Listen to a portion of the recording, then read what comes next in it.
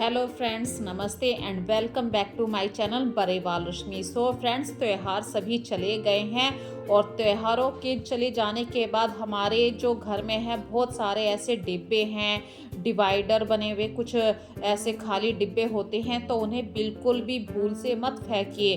पता नहीं कौन सा सामान कहाँ पे काम आ जाए। चलिए बिना देरी के आज की वीडियो को स्टार्ट करते हैं।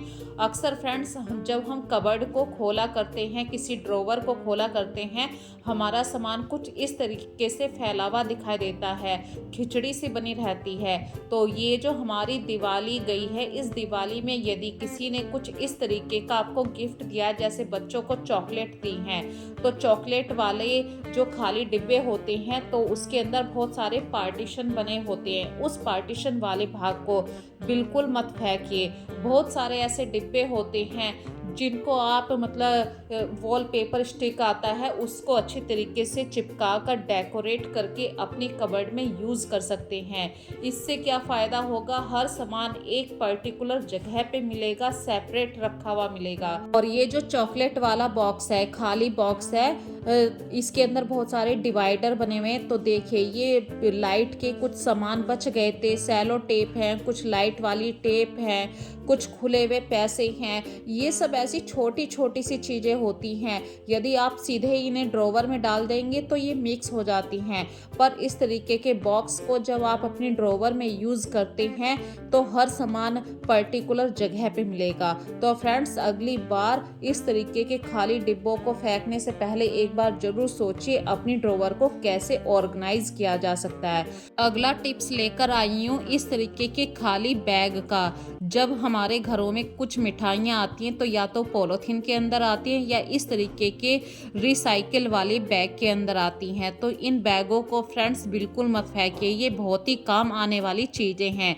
दिवाली जाने के बाद बहुत सारी काम की बातें मैं आप लोगों के साथ शेयर कर रही हूँ। तो फ्रेंड्स देखिए, इस बैग से हम बनाने वाले हैं एक ऑर्गेनाइजर, बिल्कुल फ्री कॉस्ट बनने वाला है। तो इस बैग की शेप ऑलरेडी मतलब दोनों साइडें जो हैं बहुत अच्छी तरीके से बनी हुई हैं। अब जो इसका बेस है, नीचे वाला बेस है, उस बेस को हमें थोड़ा सा अच्छी तरीके से बनाना है। तो मैंने एक कार्डबोर्ड ले लिया था, उसके बीचों बीच में मैंने टेप से उसे चिपका लिया था, क्योंकि मेरे पास ज़्यादा बड़ा कार्डबोर्ड नहीं था। और इसकी नीचे वाली तली में अच्छी तरीके से सेट हो जाए, सिर्फ इतनी ही शेप में मैंने उसको कटिंग करा है। और ये एक बिल्कुल ऑर्गेनाइजर बन गया है। इसकी चारों साइडें बिल्कुल अच्छी तरीके से खड़ी की खड़ी हैं। और अब आप इस तरीके के ऑर्गेनाइज़र को कहीं पर भी यूज़ कर सकते हैं, अपनी किचन में, अपनी वार्डरोब में, या ज़्यादा से ज़्यादा यदि आपकी वार्डरोब में जगह काफ़ी अच्छी है और वहाँ पे आपने ऑर्गेनाइज़र रखे हुए हैं, तो आप इस तरीके के ऑर्गेनाइज़र को अपनी पूजा वाली जगह पे भी यूज़ कर सकते हैं। अभी दिवाली गई है और हमारे पास बहुत सारे भगवान जी के वस्त्र हैं, आसन है, इस तरीके से हैं, तो उन्हें एक पर्टिकुलर जगह मिल जाए तो आप इस तरीके के खाली ऑर्गेनाइजर का यूज़ कर सकते हैं। इससे क्या है, आपके पूजा के वस्त्र जितने भी हैं वो एक जगह रखे हुए आप लोगों को मिल जाएंगे। तो ये आइडिया आप लोगों को कैसा लगा ज़रूर मुझे कमेंट करके बताना। और फ्रेंड्स, अगला टिप्स आप लोगों के साथ शेयर कर रही हूँ। जब त्यौहार गया तो आपने अच्छे अच्छे कपड़े भी पहने होंगे, और जब कपड़ों को पहना है तो उन्हें धोने के बाद रखने की भी तैयारी अच्छे से तरीके से करनी है। तो फ्रेंड्स, जो हमारी महंगी महंगी साड़ियाँ होती हैं उन्हें या तो ड्राई क्लीन करवाना पड़ता है या फिर उन्हें मतलब अच्छे तरीके से आपको घर में वॉश करना होता है। तो यहाँ पे मैं 2-3 टिप्स आप लोगों के साथ शेयर कर रही हूँ। मैंने इस साड़ी को घर पर ही वॉश किया था, मतलब जो फॉल वाला पार्ट था वो सबसे ज़्यादा गंदा होता है, तो उतने ही भाग को मैंने धोया था। सिर्फ 1-2 घंटे को साड़ी पहनी गई थी, तो फॉल वाले पार्ट को मैंने धो के सुखा दिया था और फिर अखबार लगा के, न्यूज़पेपर लगा के मैंने प्रेस कर दी। करने का कारण क्या है, न्यूज़पेपर से जब हम प्रेस करेंगे तो हमारी जरी खराब नहीं होती है। और जो भी हमारी दिवाली पे पुराने कुशन कवर बच गए थे, उन कुशन कवर को आप एक बैग के ऑर्गेनाइजर की तरह यूज़ कर सकते हैं। इससे क्या, हमारी साड़ी पे कोई डस्ट भी नहीं जाएगी और हमारी साड़ी बिल्कुल सेफ रहेगी। इसी तरीके से जो हमारी बनारसी भारी भारी साड़ियाँ होती हैं, जब उन्हें आप ड्राई क्लीन करवाते हैं या घर पे खुद आयरन करते हैं, तो जो हमारे घर के पुराने दुपट्टे होते हैं जिनको आप यूज़ नहीं करते हैं, उसके अंदर लपेट कर भी रख सकते हैं। इससे जरी खराब नहीं होती है। दूसरी टिप्स यहाँ पे शेयर कर रही हूँ और कि जब भी आप अपनी साड़ियों को इकट्ठा करके रखें, तो जो उनके साथ वाले कपड़े होते हैं, ब्लाउज पेटीकोट होते हैं, उन्हें कभी भी इधर उधर मत रखिए, वरना आप लास्ट में ढूंढते रहते हैं कि इस साड़ी का मैचिंग ब्लाउज कहाँ पे है, कहाँ पर नहीं है, और उस चक्कर में आपके दूसरे कपड़ों की तह बिगड़ जाती है। तो अगली बार जब भी आप साड़ी को फोल्ड करें, उसके मैचिंग ब्लाउज को साड़ी के अंदर इस तरीके से फोल्ड करके रख दें। और यहाँ पे फ्रेंड्स, जो हमारे पुराने सूटकेस रखे हुए हैं, उन्हें या तो आप बाहर निकाल के यूज़ कर लीजिए, क्योंकि जो महंगी महंगी साड़ियाँ होती हैं कबर्ड में हमेशा के लिए नहीं रखी जाती हैं, और सूटकेस के अंदर रहेंगी तो वो डस्ट फ्री भी रहेंगी। सूटकेस के ऊपर आप कोई भी अच्छा सा टेबल रनर, टेबल क्लॉथ बिछा सकते हैं। उसके ऊपर आप ऐसे खाली बास्केट के अंदर कोई भी प्लांट्स रख सकते हैं। इससे ये सूटकेस रखे हुए भी बुरे नहीं लगेंगे और आपका घर भी अच्छे से लगेगा।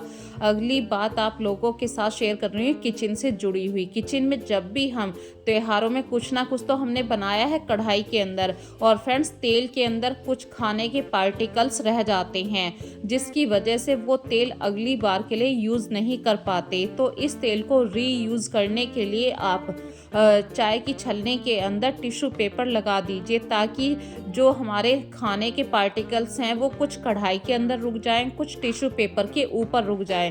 तो हमारे पास जो ऑयल बचे वो बिल्कुल फिल्टर ऑयल बचेगा, और जो खाने के पार्टिकल्स हैं वो कढ़ाई के अंदर रहेंगे और चाय की छलनी के अंदर रहेंगे।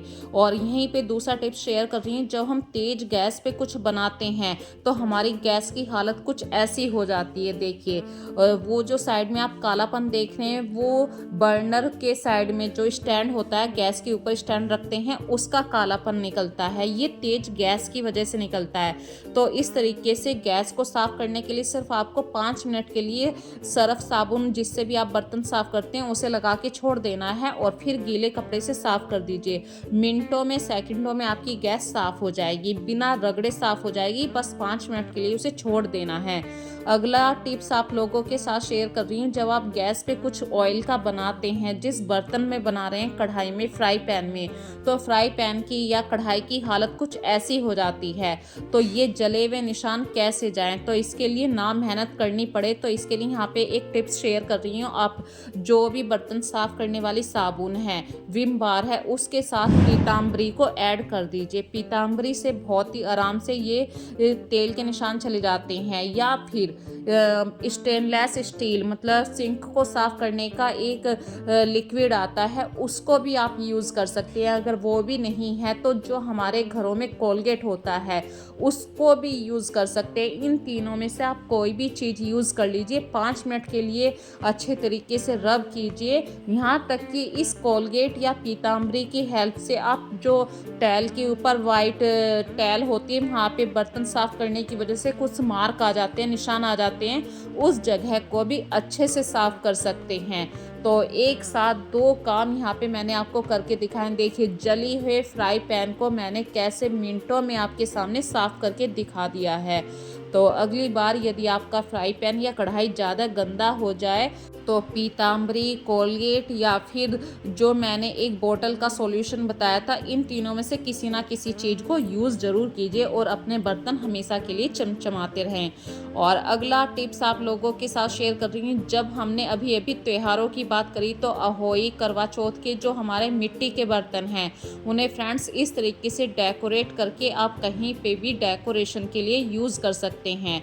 तो आज की वीडियो में बस इतना ही। यदि आज की वीडियो में आपको कोई भी बात अच्छी लगी है तो फ्रेंड्स मुझे कमेंट करके ज़रूर बताना। फिर मिलेंगे एक नई वीडियो में नए कॉन्सेप्ट के साथ। तब तक के लिए अपना ध्यान रखिए। So take care friends.